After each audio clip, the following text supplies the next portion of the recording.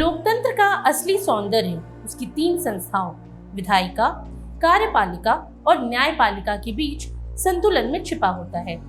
लेकिन जब इनमें से कोई एक स्तंभ अपने दायरे से बाहर निकलने लगता है तो पूरी इमारत हिलने लगती है। दिल्ली में राज्यपाल वीके सक्सेना के हालिया आदेश ने ठीक यही सवाल खड़ा कर दिया है कि क्या कार्यपालिका न्यायपालिका के अधिकार क्षेत्र में इस तरह दखल दे सकती है कि वकील समुदाय खुद को असुरक्षित महसूस करने लगे। यही कारण है कि दिल्ली के वकील अब काला फीता बांधकर अदालत में पेश हो रहे हैं और इस आदेश को लोकतंत्र के लिए खतरनाक मिसाल बता रहे हैं। दरअसल दिल्ली के उपराज्यपाल ने हाल ही में एक आदेश जारी किया जिसके तहत पुलिस थानों में कॉन्फ्रेंस रूम बनाए जाने की बात कही गई। इन कमरों से पुलिस अधिकारी वीडियो कॉन्फ्रेंसिंग के जरिए अदालतों में बयान और गवाही दे सकेंगे।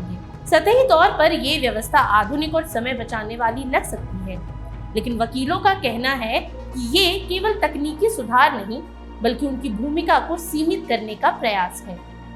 वहीं दिल्ली हाईकोर्ट बार एसोसिएशन ने भी इस आदेश के खिलाफ खुलकर मोर्चा ले लिया है। उनका मानना है कि अदालतों में गवाही देना केवल बयान भर नहीं होता, बल्कि वहां वकीलों की जिरह, बहस और पलटवार की प्रक्रिया से सच्चाई सामने आती है। अगर पुलिस अफसर केवल वीडियो पर अपने लिखे हुए बयान पढ़ देंगे तो न्यायिक प्रक्रिया की गहराई और निष्पक्षता पर असर पड़ना तय है। वहीं वकीलों के आक्रोश के कई कारण हैं। उनका कहना है कि ये आदेश संवैधानिक ढांचे का उल्लंघन करता है। कार्यपालिका का सीधे हस्तक्षेप न्यायपालिका की स्वतंत्रता को चुनौती देता है और इससे न्यायिक तंत्र पर दबाव पड़ सकता है। इसके अलावा ये आदेश बिना किसी परामर्श के जारी किया गया। न तो बार काउंसिल से राय ली गई और न ही किसी वकील संगठन से इस बात पर चर्चा की गई। वकीलों का मानना है कि इस तरह का निर्णय पेशेवर समुदाय को दरकिनार करता है। साथ ही वकीलों का ये भी तर्क है कि ये आदेश उनके करियर और पेशेवर स्वतंत्रता पर नकारात्मक प्रभाव डाल सकता है। यदि वकील अपने मुवक्किल के मामलों में स्वतंत्र रूप से बहस नहीं कर पाएंगे तो उनके पेशेवर भविष्य पर असर पड़ेगा।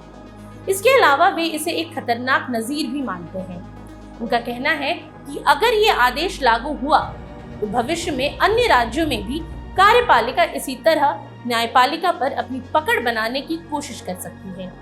वहीं दूसरी ओर राज्यपाल का कहना है कि उनका आदेश किसी की स्वतंत्रता छीनने के लिए नहीं बल्कि न्यायिक प्रक्रिया को आसान बनाने के उद्देश्य से है।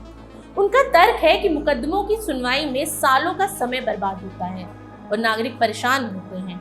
वीडियो कॉन्फ्रेंसिंग के जरिए मामलों की सुनवाई तेज हो सकेगी। उपराज्यपाल ने ये भी कहा कि पुलिस अधिकारियों को हर बार अदालत में उपस्थित कराने में सुरक्षा और समय की बर्बादी होती है। अगर वे वीडियो के माध्यम से बयान देंगे तो प्रशासनिक बोझ कम होगा।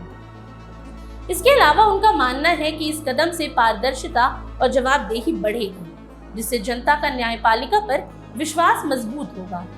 उन्होंने ये भी कहा कि दिल्ली एक विशेष दर्जे वाला केंद्र शासित प्रदेश है, इसीलिए उपराज्यपाल का सीधे हस्तक्षेप प्रशासनिक दृष्टि से उचित है। वहीं भारतीय न्यायिक व्यवस्था में उपराज्यपाल या राज्यपाल द्वारा अदालतों में इस तरह का हस्तक्षेप बेहद दुर्लभ है। आमतौर पर अदालतों की प्रक्रियाओं और सुधारों का काम न्यायपालिका और विधायी समितियों के हवाले से रहता है। कई राज्यों में सुरक्षा बढ़ाने, सीसीटीवी लगाने या डिजिटल सुविधाएं देने के कदम जरूर उठाए गए, लेकिन वकीलों के पेशेवर कामकाज और उनकी स्वतंत्रता पर सीधा असर डालने वाला आदेश शायद ही पहले कभी आया हो। यही कारण है कि वकील इसे खतरनाक शुरुआत बता रहे हैं। इसके अलावा ये टकराव केवल दिल्ली का मुद्दा नहीं रहा, बल्कि एक बड़े संवैधानिक प्रश्न को जन्म देता है। क्या कार्यपालिका न्यायिक प्रक्रियाओं पर सीधे आदेश दे सकती है? वकील समुदाय का तर्क है कि यह हड़ताल केवल उनकी आजादी के लिए नहीं बल्कि आम नागरिक के अधिकारों के लिए भी है। अगर अदालतों पर बाहरी दबाव आने लगे तो आम आदमी का भरोसा न्यायपालिका से उठ जाएगा। वहीं उपराज्यपाल इसे प्रशासनिक सुधार का हिस्सा मानते हैं। वहीं सुप्रीम कोर्ट के वरिष्ठ वकील अश्विनी कुमार दुबे ने बड़ा सवाल उठाया। उनका कहना है कि जब पुलिस अफसर अदालत में हाजिर होते हैं तो बहस के दौरान कई बार सच्चाई सामने आती है, क्योंकि आपराधिक मामलों में तो अक्सर ही पुलिस की भूमिका संदिग्ध पाई जाती है। लेकिन अगर अफसर केवल वीडियो पर तय बयान देंगे तो न्याय की संभावना कमजोर हो जाएगी। अब गौरतलब है कि दिल्ली में छिड़ी ये जंग केवल एक नोटिफिकेशन तक सीमित नहीं है। ये उस नाजुक संतुलन का सवाल है जिस पर पूरा लोकतंत्र टिका है। अगर न्यायपालिका की स्वतंत्रता पर अंकुश लगा तो आम नागरिक का अंतिम सहारा भी कमजोर पड़ जाएगा। वहीं दूसरी ओर मुकदमों का बोझ और देरी से निपटने के लिए तकनीकी सुधार भी जरूरी है। इसीलिए समाधान केवल टकराव से नहीं बल्कि संवाद से निकल सकता है।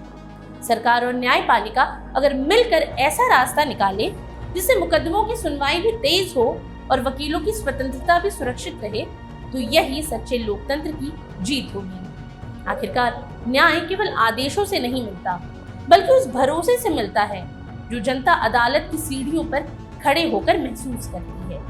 आज के लिए इतना ही। ये सामग्री आपके लिए जुटाई थी उर्वशी शेखर ने और वीडियो संयोजन किया था राहुल कुमार ने। ये वीडियो आपको कैसा लगा हमें कमेंट सेक्शन में जरूर बताएं और ऐसी तमाम रोचक जानकारियों के लिए बने रहिए स्वराज पोस्ट के साथ। और अब तक अगर आपने हमारे YouTube चैनल को सब्सक्राइब नहीं किया तो अभी जाकर करें और Facebook पर हमारे पेज को लाइक और फॉलो करना ना भूलें।